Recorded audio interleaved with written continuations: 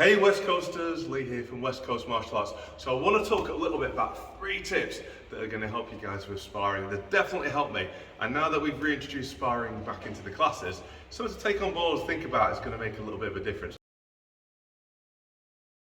Okay, tip number one. Number one is the non-punching hand. So if you want to be good looking like me, you need to be able to protect your face as well. So when you're throwing a punch, there's always a punch, but at the same time, there's what you do with a hand that's not punching. So from here,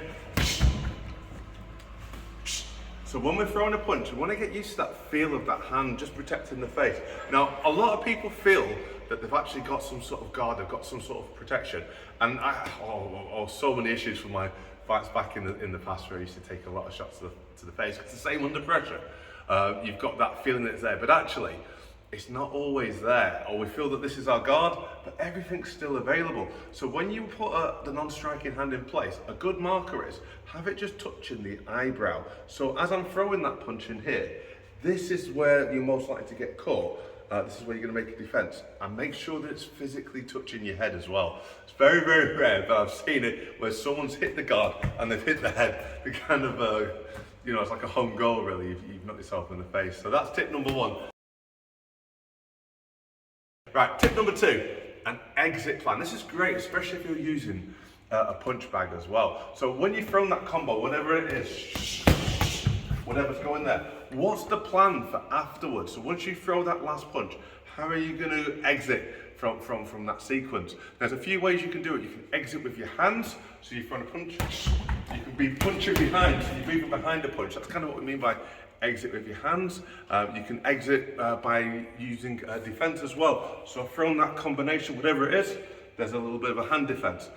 You can exit with your body. So after you've thrown that combination there, what's the body doing? You've got slips, bobs, weaves, rolls, anything like that as well. So you can exit with the body. And the last one, your feet. Exit with your feet. Do you want to come straight back? So you create a little space and you're going to punch whatever that punch is. Exit at an angle as well, so create angles, which might give you another opportunity to get another strike in, or at least make it a little bit harder for somebody else to hit you as well. So you've got your hands, you've got your head, you've got your feet. So think about your exit plan and think about when you're on that punch bag, mixing it up a little bit into your routines as well. So there's a little bit of variety in there. So you've got some hand exits, feet exits, head size exits as well. Mix it up, some variety, and it makes it hard to guess what you're going to do as well. And the last one is, let's go with retraction. So retraction is taking something away, pulling that action of pulling back.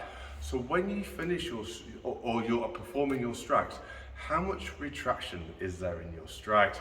The faster you can pull your hand back, it's a bit like a bell curve, it keeps it high, it gives you more power. The faster you can pull your hand back, the quicker you can be ready to defend. The faster you pull your hand back, it's got the potential to create a force on that rotational axis to get the striking hand to go out faster and quicker as well. So concentrate, think about, be aware of retraction as well, and that'll really help you when you're sparring. It'll help you get that hand back. If you're doing points, it'll help you score points quicker. If you're doing something more continuous, it helps you with either if you want to add more power or improve your defense as well.